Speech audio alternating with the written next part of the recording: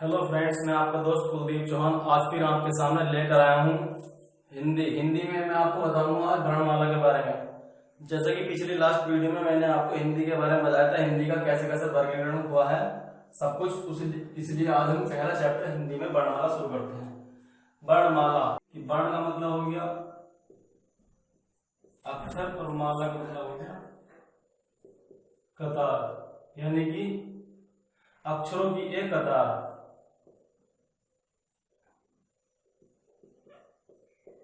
अक्षरों की एक कतार। एक अगली मेन परिभाषा उसकी यह है कि वर्णों के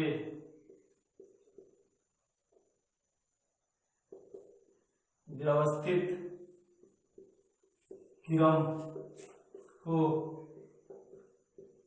वर्णमाला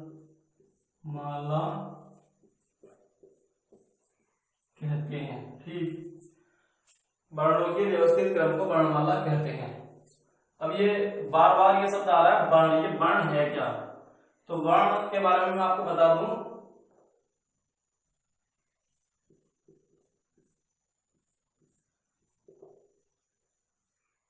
वर्ण वह छोटी से छोटी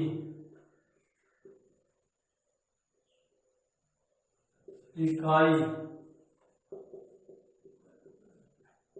जिसके सार्थक खंड न हो सके वर्ण कहलाता है। वर्णमाला, वर्ण का मतलब होता है अक्षर, माला का मतलब होता है कतार, यानी कि अक्षरों की एक कतार। परिभाषा इसकी होगी वर्णों के व्यवस्थित क्रम को वर्णमाला कहते हैं। वर्णों की व्यवस्थित क्रम यानी कि वो व्यवस्थित क्रम में होंगे, अपने क्रम में सही क्रम में लगे होंगे, तब वर्णमाला उनसे बन जाएगी। अब ये बार बार वर्ण शब्द आ रहा है, वर्ण है क्या? वर्ण होता है वह छोटी से छोटी इकाई जिसके सार्थक खंड न हो सके वर्ण कहलाता है। ठीक, अब इसके वह छोटी छोटी इकाइयां है, इसके कोई और इससे छोटे खंड नहीं हो सकते। जैसा कि हमने ए लिख दिया, इससे छोटे खंड इसके हो नहीं सकते। क्या हो गया? इस तरह से ये वर्ण हो गए। ठीक, चलिए अब वर्णमाला में चलते हैं। इसको मैं रफ कर दूं। चलिए इसको रफ करते हैं।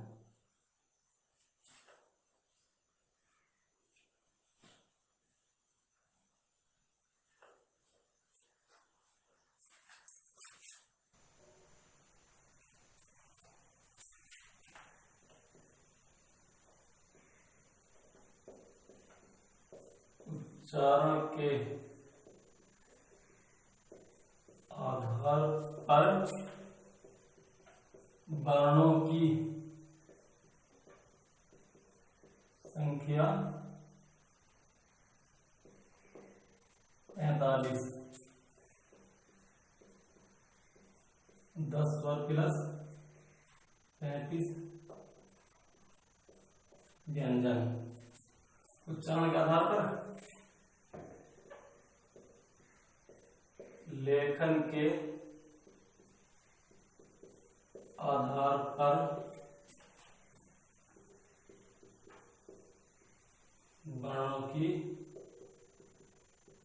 संख्या 52, जिसमें 13 स्वर प्लस 35 व्यंजन प्लस 4 संयुक्त वर्ण। ठीक, अब वर्ण दो प्रकार के होते हैं।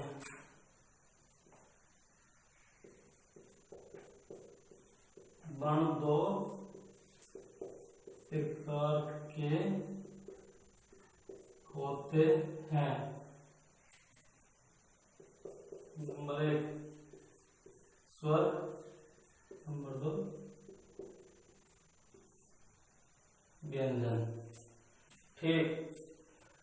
पढ़ते हैं। सबसे पहले स्वर। स्वर, स्वर की परिभाषा है, स्वर क्या है? स्वर जो है स्वतंत्र रूप से बोले जाते हैं।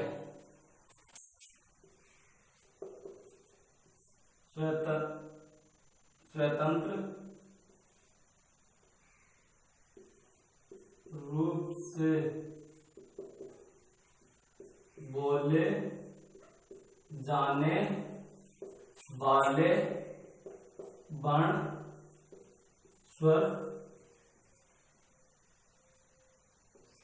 स्वर कहलाते हैं। स्वतंत्र रूप से बोले जाने वाले वर्ण स्वर कहलाते हैं।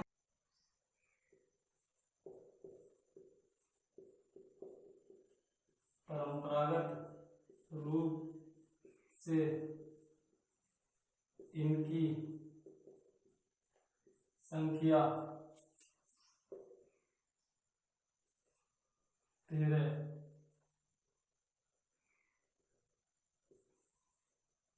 है।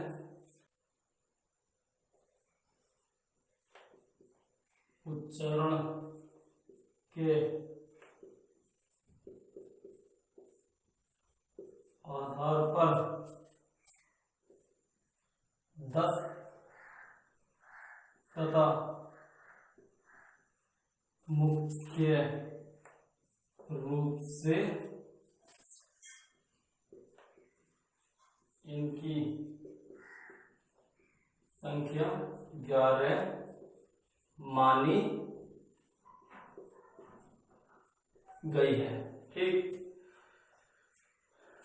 चलिए एक बार फिर देखते हैं। उच्चारण के आधार पर वर्णों की संख्या 45, जिसमें 10 स्वर 35 व्यंजन, किंतु लेखन के आधार पर, लिखने के आधार पर यानी कि लेखनी के आधार पर वर्णों की संख्या 52 है, जिसमें 13 स्वर 35 व्यंजन 4 संयुक्त वर्ण है। वर्ण दो प्रकार के होते हैं, नंबर 1 स्वर, नंबर 2 व्यंजन। स्वर जो है ये स्वतंत्र रूप से बोले जाते हैं और व्यंजन जो है ये स्वरों की सहायता से बोले जाते हैं। अब हम सबसे पहले पढ़ेंगे इसमें स्वर। स्वतंत्र रूप से बोले जाने वाले वर्ण स्वर कहलाते हैं। जो स्वतंत्र रूप से बोले जाएंगे, इन्हें बोलने के लिए किसी और वर्ण की आवश्यकता नहीं होगी या सहायता नहीं लेनी पड़ेगी। अब ये परंपरागत रूप से इनकी संख्या 13 मानी गई है, उच्चारण के आधार पर इनकी संख्या 10 है और मुख्य रूप से इनकी संख्या 11 मानी गई है। ठीक, चलो इसको रब करते हैं। चलिए इसको रब करते हैं।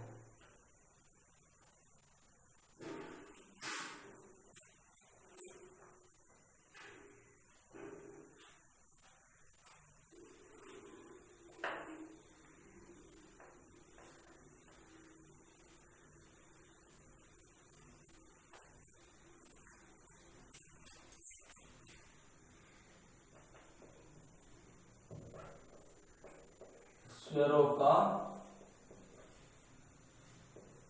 वर्गीकरण।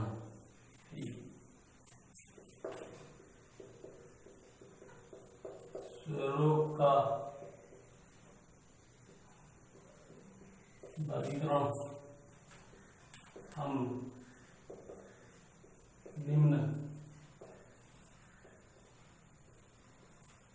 आधार पर कर सकते हैं। नंबर 1,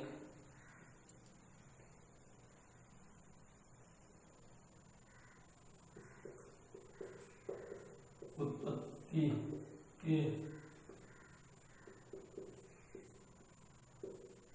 आधार पर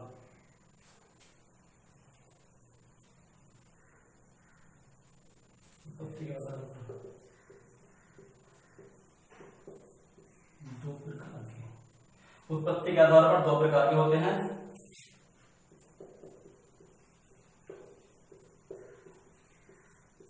वो स्वर इसमें आते हैं ए, ई,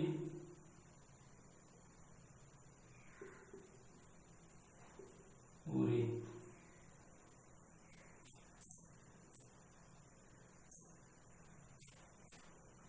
ए, ई, उरी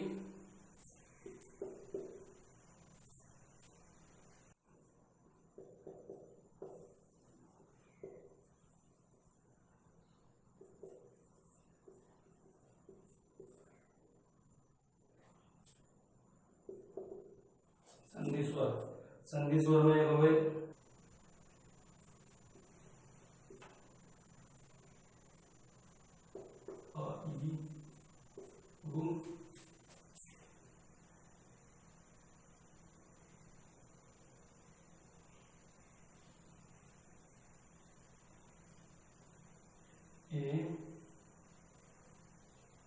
ए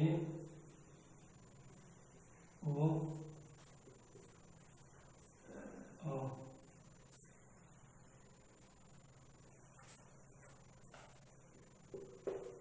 ठीक, ये होते हैं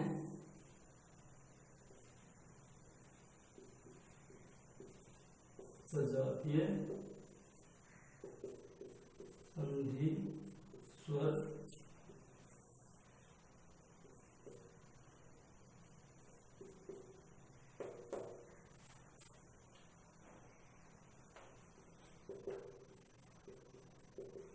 विजातीय संधि स्वर। ठीक, उत्पत्ति के आधार पर दो प्रकार के होते हैं, मूल स्वर ए ई उ री, संधि स्वर आ ई उ, ए ओ औ। अब ये मूल स्वर जो है इन्हें लघु स्वर भी बोलते हैं।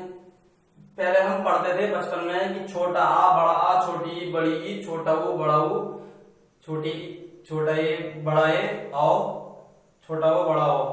लेकिन ऐसा गलत है, सिर्फ छोटे जो होते हैं ये चार होते हैं, ये वाले, बाकी सब बड़े होते हैं, इनकी डबल मात्रा होती है, इनकी सिंगल मात्रा होती है। अब संधि मूल स्वर ए ई उ री, इन्हें हम लघु स्वर बोल देते हैं, आगे बताऊंगा मैं।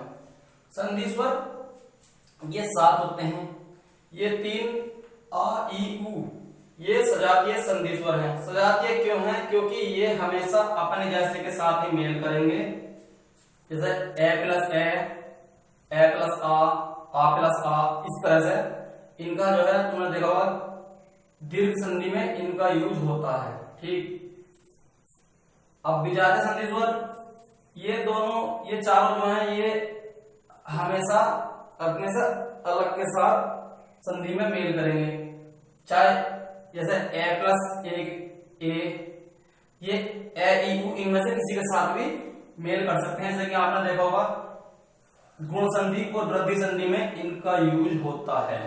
ठीक, ये विजातीय संधि स्वर इसलिए क्योंकि ये अपने से अलग के साथ मेल करते हैं और ये अपने के जैसे के साथ भी मेल करते हैं, इसलिए इन्हें सजातीय संधि स्वर कहते हैं। चलिए इसको रफ करते हैं।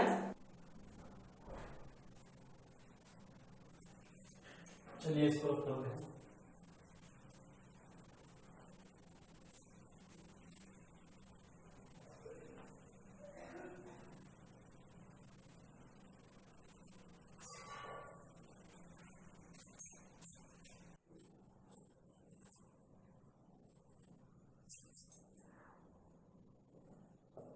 नंबर 2 है उच्चारण काल या मात्रा के आधार पर। ठीक, ये होते हैं 3 प्रकार के। कितने प्रकार के? 3 प्रकार के। उच्चारण काल या मात्रा का आधार पर। उच्चारण काल का मतलब है किसके उच्चारण में कितना समय लग रहा है, मात्रा और किसकी कितनी मात्राएं हैं। नंबर इसके 3 प्रकार हैं। नंबर 1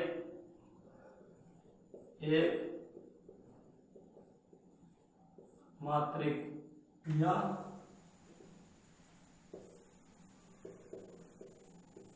ह्रस्व स्वर। नंबर 2 द्विमात्रिक या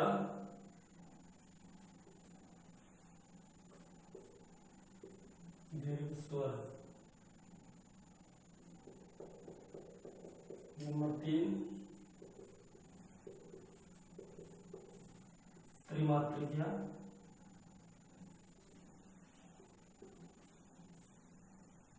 पुलोट।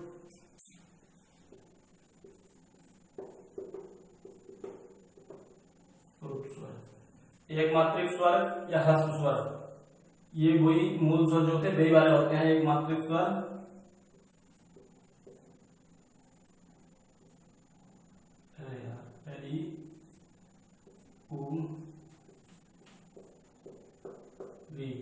इनकी ये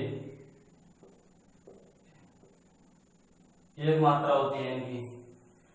ठीक, द्विमात्रिक या दीर्घ स्वर, ये इन्हें ह्रस्व स्वर इसलिए बोलते हैं क्योंकि ये छोटे होते हैं और इनकी एक मात्रा होती है, इसलिए इन्हें एक मात्रिक स्वर बोलते हैं।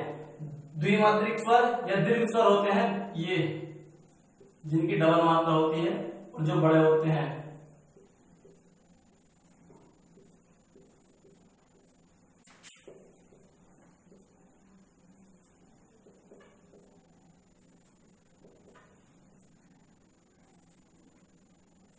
ये डॉक्टर वाला आ मिलता है।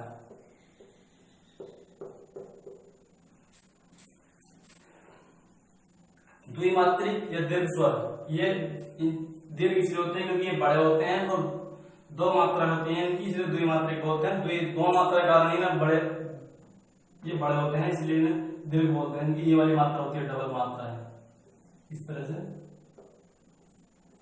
ठीक, हम ऐसे बनाते हैं, जिन गिनते हैं। अब त्रिमात्रिक स्वर होते हैं या कुल स्वर क्या है?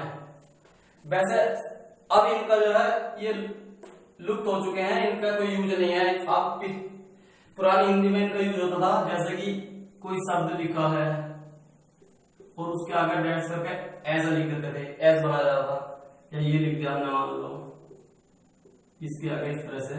और भी होते हैं जिनके आगे इस तरह से ऐसा बना होता है, पुलुप्त स्वर कहलाते हैं। त्रिमात्रिक, इनके उच्चारण में थोड़ा खिंचाव आता था, इनके उच्चारण में थोड़ा समय लगता था, थोड़ा खींच कर। द्विमात्रिक से अधिक समय लगता है इनके उच्चारण में। जैसे हम ओम बोलते हैं तो ओम इस तरह से कुछ लंबा खींचते हैं, वो पुलुप्त स्वर ही कहलाता है। ठीक, चलिए आगे चलते हैं।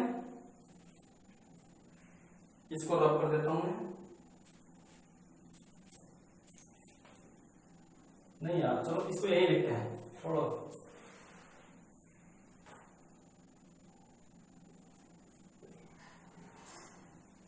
अभी जगह है, यही लिख लेंगे। जीव के आधार पर स्वरों का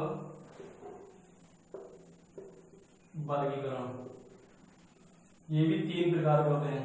3 प्रकार के, यह लिखना जरूरी है कि जीव के आधार पर स्वर निम्न 3 प्रकार के होते हैं। खाली 3 प्रकार के लिखो, पता है 3 प्रकार के होते हैं। ठीक, अब है इसमें नंबर 1 अग्रस्वर, नंबर 2 मध्य स्वर और नंबर 3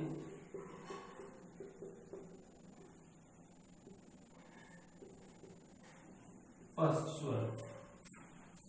ठीक,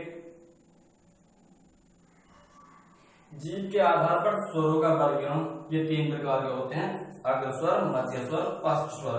अब मैं आपको बताता हूं ये है क्या। अग्रस्वर वे होते हैं जिसमें हमारी जीभ का अगला भाग ऊपर नीचे होता है। मध्य स्वर वे होते हैं जिसमें हमारी बोलते समय जीभ का भाग, मध्य भाग ऊपर नीचे होता है। और पश्च स्वर वे होते हैं जिसमें हमारी जीभ का पिछला हिस्सा है, पिछला भाग ऊपर नीचे होता है। तो चलिए लिखते हैं ये कौन कौन से होते हैं।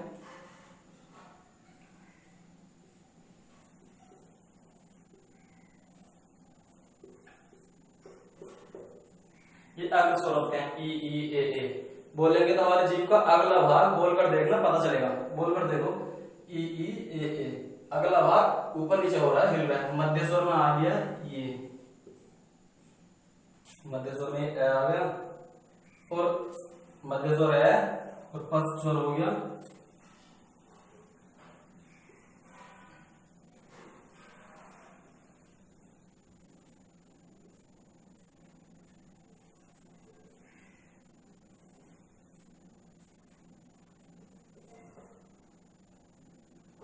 ठीक, ये हो गए स्पष्ट स्वर, आ उ ओ आ, डॉक्टर वाला। ठीक,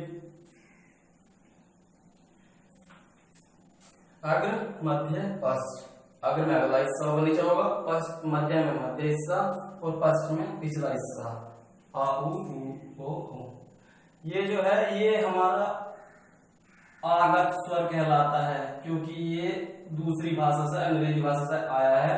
ये वाला आगत स्वर, इसका यूज कहाँ होता है, इसका यूज अंग्रेजी के शब्दों में होता है। जैसे कि हम लिखेंगे डॉक्टर, यहाँ बता दो डॉक्टर, इसमें जो है डॉक्टर हो गया, चॉकलेट हो गया, कॉलेज हो गया, बिना व्यक्ति वाला चंद्र जो होता है ये। ठीक, चलो इसको रख करते हैं।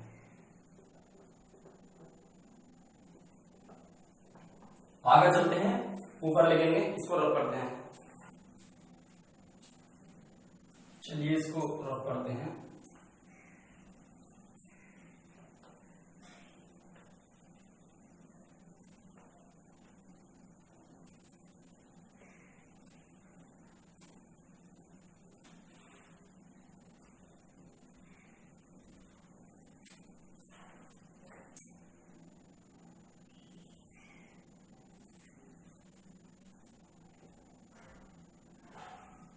नंबर 4, होठों के आधार पर स्वरों का वर्गीकरण। होठों के आधार पर स्वरों का वर्गीकरण भाई, ये भी दो प्रकार के होते हैं, दो प्रकार के। ठीक, नंबर 1 थोड़ा बड़ा लिखते हैं,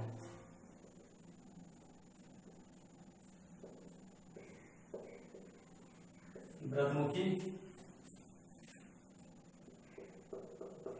नंबर 2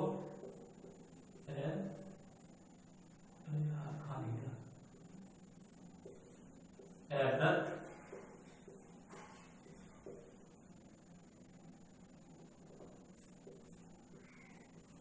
अव्रतमुखी। होठों के आधार पर दो प्रकार के होते हैं, व्रतमुखी, अव्रतमुखी। अब मैं बता दूं ये क्या होते हैं। व्रतमुखी वे होते हैं जिनको बोलते समय हमारे होठों की आकृति व्रतनुमा हो जाएगी, व्रत के आकार की हो जाएगी, गोल हो जाएगी होठों की आकृति।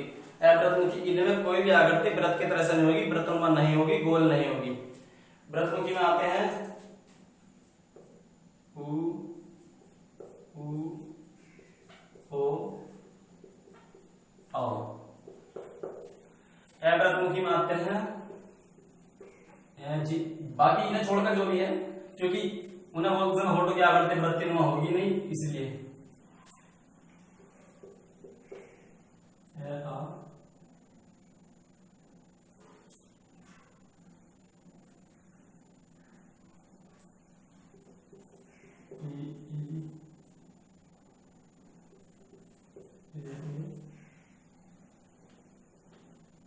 नंबर 5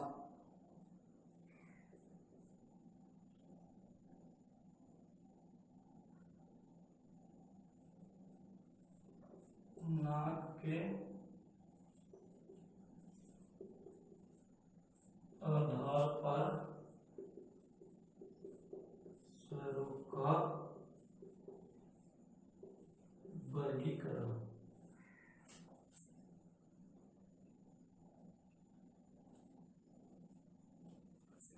ये नाक नहीं, मुख प्लस नाक के आधार पर है।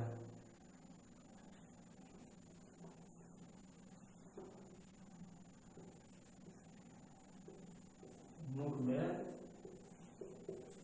नाक के आधार पर स्वरों का वर्गीकरण ये होते हैं दो प्रकार के।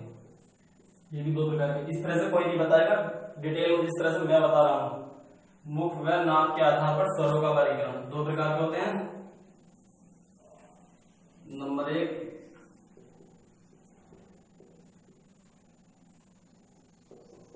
मौखिक या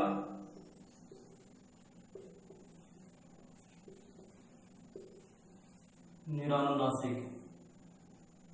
मौखिक मतलब मुख से, निरानुनासिक मतलब निर मतलब नहीं, और अनुनासिक मतलब नाक से कोई संबंध इनका नहीं। ठीक, इसमें मुख का यूज होता है। अब नंबर 2,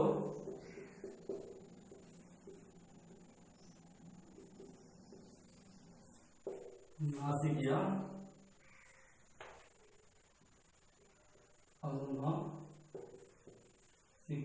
नासिक के बोल देते हैं, अनुनासिक भी बोल देते हैं। ठीक,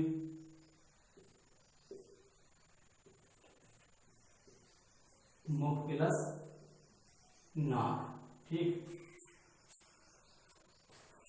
ये दो प्रकार के होते हैं मुख व नाक के आधार पर। एक मौखिक, इन्हें निरानुनासिक बोलते हैं क्योंकि इनमें नाक का यूज नहीं होता है।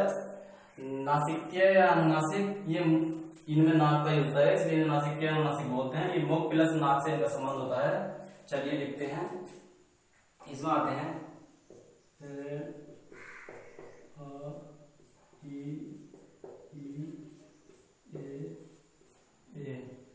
इसमें आते हैं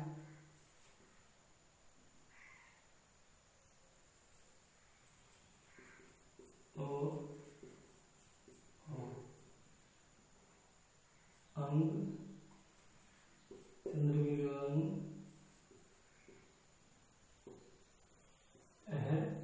और यहाँ पर देखा होगा यहाँ बिंदु लगा होता है ए। ठीक,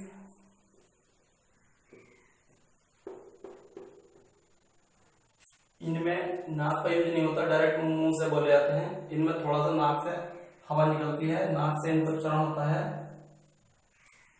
अंग, ओ ए। आपने देखो ये बिंदी लगी है यहाँ, जैसे कि हम लिखते हैं, ये बहुवचन में इनका यूज होता है। तो हम लिखते हैं लड़कियों, तो हम लड़कियों है लिखूं,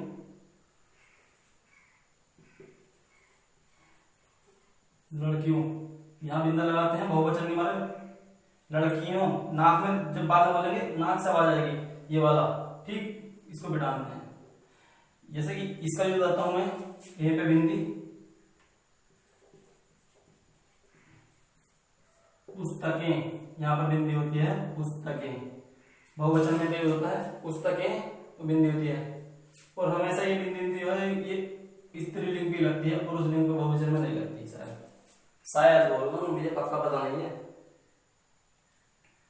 ठीक, चलो ये कंप्लीट हो गया। होठों के आधार पर स्वर का वर्गीकरण दो प्रकार के, व्रतमुखी या व्रतमुखी। इनमें व्रत बनेगा, इनमें व्रत नहीं बनेगा होठों का।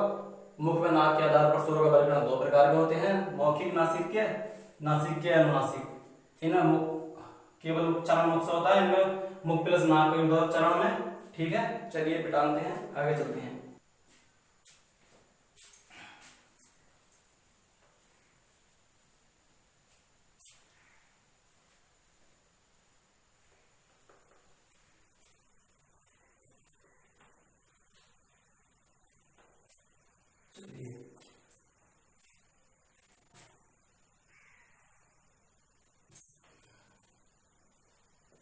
नंबर 6, मुख द्वार या मुख दिवर खुलने के आधार पर। चार प्रकार के। ठीक, मुख द्वार या मुख विवर खुलने के आधार पर चार प्रकार के। मुख द्वार या मुख विवर है क्या मतलब? इसका मतलब है कि हमारा मुख उच्चारण करते समय कितना खुलेगा कितना नहीं खुलेगा, हमारा मुख का द्वार, उसे ही विवर बोलते हैं। ये चार प्रकार के होते हैं। नंबर 1 अमृत,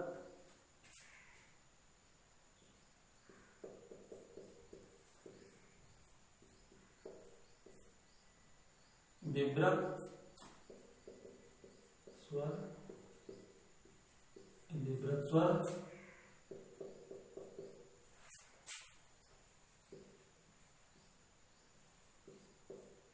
अर्ध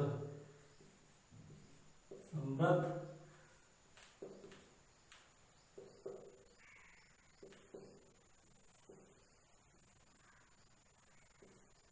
अर्ध विभ्रत।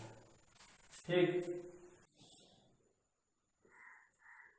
ई ई उ ऊ, इसमें आ, इसमें हो गया ए आओ आ,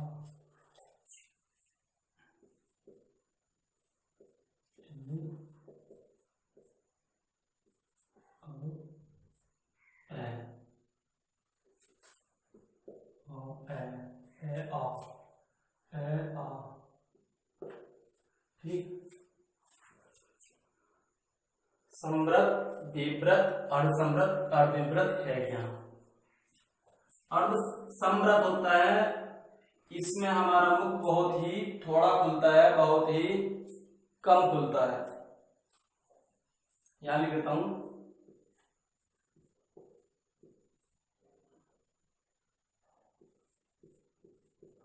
मुख बहुत कम खुलेगा। ठीक। विव्रत में जो है मुख हमारा बहुत अधिक खुलेगा, बहुत ज्यादा खुलेगा। मुख बहुत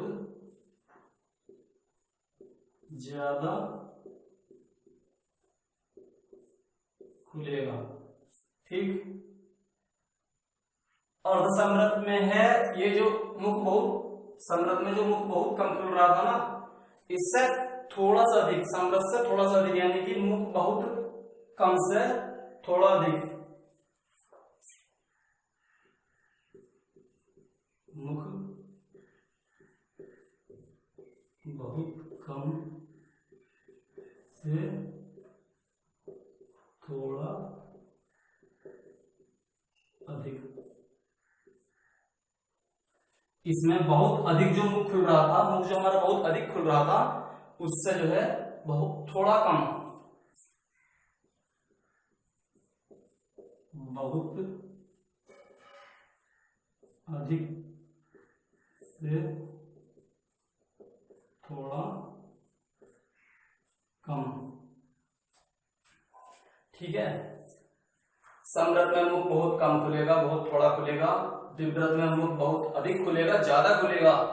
अर्धसमृत जो है ये समृत का विपरीत होता है, इसमें बहुत कम खुल रहा था तो इसमें जो खुलेगा तो कम ही, लेकिन उससे थोड़ा सा अधिक खुलेगा। विव्रत में जो बहुत अधिक मुख खुल रहा था, खुलेगा बहुत अधिक, लेकिन बहुत अधिक से कुछ थोड़ा कम हो जाएगा। हो गया ये।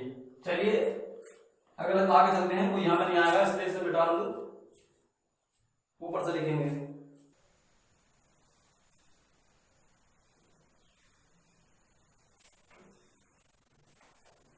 चलिए इसे मिटाते हैं।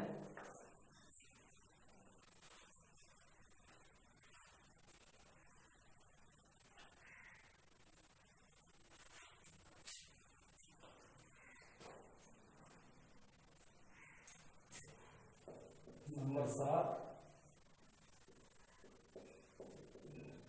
उच्चारण स्थान के आधार पर स्वरों का वर्गीकरण। ठीक। इसमें नंबर 1 कंठीय स्वर,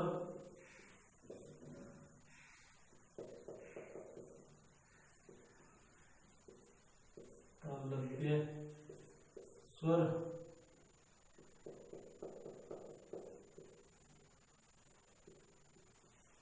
मूर्धन्य स्वर,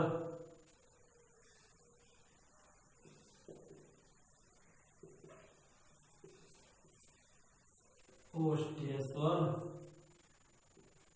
नंबर 5 कंठ तालव्य स्वर।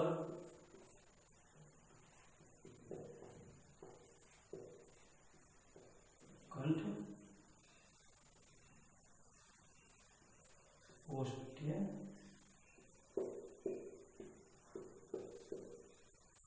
स्वर। ठीक, ये 6 उच्चारण के स्थान पर 6 प्रकार के होते हैं। कंठ्य स्वर, तालव्य स्वर, मूर्धन्य स्वर, ओष्ठ्य स्वर, कंठ तालव्य स्वर, कंठ ओष्ठ्य स्वर। कहां से इनका उच्चारण होगा, किस स्थान से होगा, उसी हिसाब से इनका नाम या इनका वर्गीकरण किया गया है, इनका नामकरण किया गया है। उच्चारण स्थान, कहां से उच्चारण होगा उस स्थान के आधार पर। जैसे कि कंठ्य स्वर, इनका उच्चारण हमारा कंठ से होगा। तालव्य स्वर, इनका उच्चारण हमारा तालवे के हिसाब से होगा, जीभ तालु से टच होगी। मूर्धन्य स्वर, तालु के पीछे जो हमारा तंतु होता है वहां पर, हमारा तालु के पीछे वहां पर जीभ टच होगी, इसे मूर्धन्य बोलते हैं या मूर्धन्य स्वर। ओष्ठ्य स्वर, इनका उच्चारण हमारा होठों से होगा, ओष्ठों से होगा। कंठ तालव्य स्वर, इनका उच्चारण हमारा कंठ से होगा और जीभ तालु से टच होगी, इसलिए इन्हें कंठ तालव्य बोलते हैं। कंठ और तालव्य से इनका संबंध होगा। कंठ ओष्ठ्य स्वर, कंठ से इनका उच्चारण होगा, ओष्ठ और होठों से इनका, कंठ प्लस होठ के आधार पर होठों की आकृति बनेगी व्रतनुमा, इसलिए कंठ ओष्ठ्य स्वर हो गए। कंठ ओष्ठ्य और ओष्ठ्य में अगर हम किसी के होठ काट दें तो उनका उच्चारण संभव नहीं है। ओष्ठ्य का और कंठोष्ठ्य का, किसी व्यक्ति के होठ ना हो या होठ काट दिए जाएं तो इनका उच्चारण वो नहीं कर सकता। चलिए इनमें देखते हैं क्या क्या आता है। कंठीय में आ गए ए और आम। तालव्य ई, मूर्धन्य में हो गया री, और उ,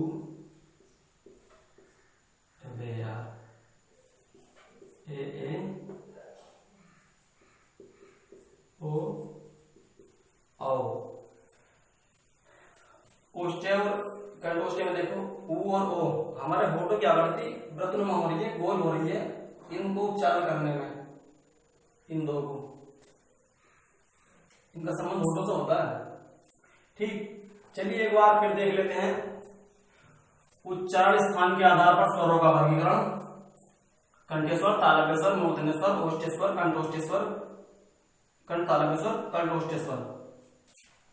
कंठ्य स्वर आ, तालव्य स्वर ई, मूर्धन्य स्वर री, ओष्ठ्य स्वर उ, कंठ तालव्य स्वर ए, कंठोष्ठ्य स्वर औ। ठीक, तो फ्रेंड्स ये स्वर पूरे कंप्लीट हो चुके हैं। हमारी वीडियो कैसी लगी कमेंट करके बताएं, और वीडियो अच्छी लगी हो तो हमारे चैनल को सब्सक्राइब करें, वीडियो शेयर करें, दोस्तों को भी सब्सक्राइब करने के लिए बोलें। आज तक के लिए इतना ही, धन्यवाद। कल मैं आपको बताऊंगा व्यंजनों के बारे में। ठीक, आज तक के लिए इतना ही, धन्यवाद।